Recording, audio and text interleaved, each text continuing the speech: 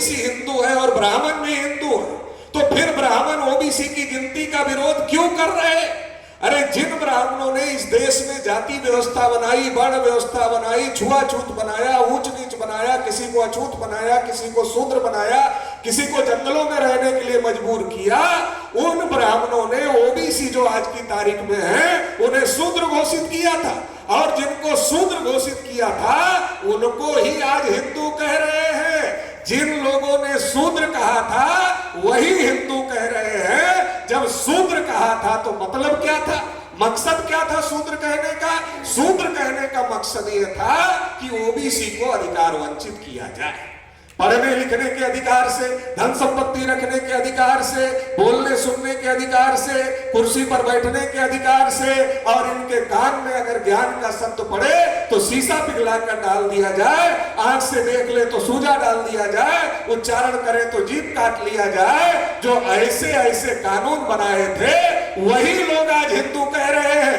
जब वो शूद्र कह रहे थे हमको, तब उनका मकसद था हमें अधिकार वंचित रखना। आज वो हमें हिंदू कह रहे हैं तो आज भी उनका मकसद है हमें अधिकार वंचित रखना, और अधिकार वंचित का अर्थ होता है गुलाम, तो हिंदू का भी अर्थ होता है गुलाम। इसका मतलब ये है हिंदू सुनने से खुश होने की जरूरत नहीं है, हिंदू शूद्र का पर्यायवाची ही है। ये बात ओबीसी के लोगों को समझ लेना चाहिए कि जो शूद्र कह करके वो हमको अधिकार वंचित करना चाह रहे थे, आज हिंदू कहकर अधिकार वंचित करना चाहते हैं, और हिंदू कहकर मुसलमानों से लड़ाना चाहते हैं। क्योंकि अगर शूद्र कहेंगे, लाठी निकालेगा ओबीसी का आदमी, दौड़ाएगा, और दौड़ाएगा तो भागने से रास्ता नहीं मिलेगा। इसलिए अब शूद्र नहीं कहते, आपको अच्छा लगे इसलिए हिंदू कहते हैं। और जब इलेक्शन आता है तो हमारे गली मोहल्ले में आते हैं और क्या कहते हैं, तुम भी हिंदू हम भी हिंदू, गर्व से कहो हम हिंदू हैं। एक एक मुसलमान 14-14 बच्चे पैदा कर रहे हैं, देश पर मुसलमानों का कब्जा हो जाएगा, सारे हिंदू इकट्ठा हो जाओ। ओबीसी का आदमी फूल के एकदम से, अरे सारे हिंदू इकट्ठा हो जाओ, नहीं तो मुसलमानों का कब्जा हो जाएगा। अरे कब हो जाएगा? 100 साल मुसलमान बच्चे पैदा करेंगे, 200 साल पैदा करेंगे, 300 साल पैदा करेंगे। जब 200, 300, 400 साल वो बच्चे पैदा करेंगे, जब उनकी संख्या बढ़ जाएगी, तब देश पर मुसलमानों का कब्जा होगा। तो इतना समझ में आ गया कि 200, 300, 400 साल बाद जब मुसलमान ज्यादा बच्चे पैदा कर लेंगे, तब देश पर मुसलमानों का कब्जा हो जाएगा। ये बात समझ में आ गई। क्या समझ में आ गया? मुसलमान की संख्या बढ़ जाएगी तो उनका कब्जा हो जाएगा। छोटी सी बात समझ में नहीं आई कि हमारी तो संख्या आज ही ज्यादा है, तो आज ही हमारा कब्जा हम क्यों नहीं कर लेते?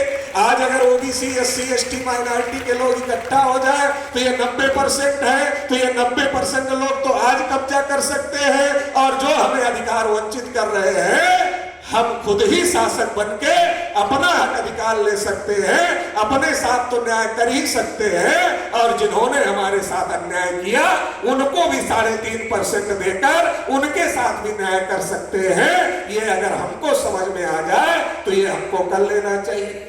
अभी अयोध्या में राम मंदिर बन रहा है, जब मंडल कमीशन का मामला आया तब बाबरी मस्जिद गिराने के नाम पर ओबीसी का समर्थन ले लिया गया और मंडल कमीशन के मुद्दे को हवा में उड़ा दिया गया। 52% ओबीसी को केवल 27% आरक्षण दिया गया और 27% में क्रिमिनल लगा दिया गया। और इसका नतीजा ये हो गया कि आज तक ओबीसी को ओबीसी का हक अधिकार नहीं मिला। जब ओबीसी की लड़ाई मजबूत होती है, जब ओबीसी की लड़ाई मजबूत होती है, जब इस देश में बहुजनों की ताकत बनती है। बाम सेठ की पहली फसल जब कटने के लिए तैयार थी 90-92 में, तब बाबरी मस्जिद, राम जन्मभूमि का मुद्दा खड़ा किया गया था। आज जब दूसरी फसल तैयार है तो मंदिर बना करके उसका हल्ला मचाया जा रहा है। समझने की जरूरत है। तब ओबीसी के मंडल कमीशन की लड़ाई चल रही थी, ओबीसी के साथ धोखा हुआ। आज जाति आधारित जनगणना और ईवीएम की लड़ाई देश में चल रही है। इस लड़ाई को धार्मिक ध्रुवीकरण करके दबाने की कोशिश की जा रही है।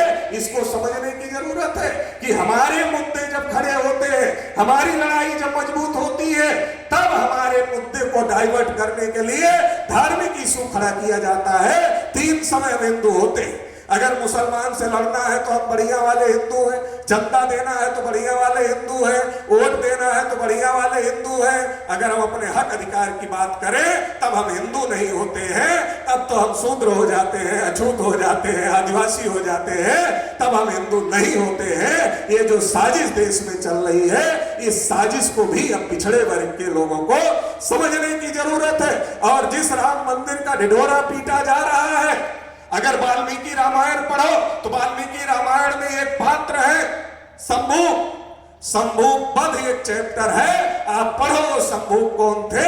वाल्मीकि रामायण की भाषा में शंभू शूद्र थे, और आज की संवैधानिक भाषा में जिनको ब्राह्मणों ने शूद्र बनाया वही ओबीसी वर्ग के लोग हैं। इसका मतलब शंभू कोई और नहीं थे, वो ओबीसी थे।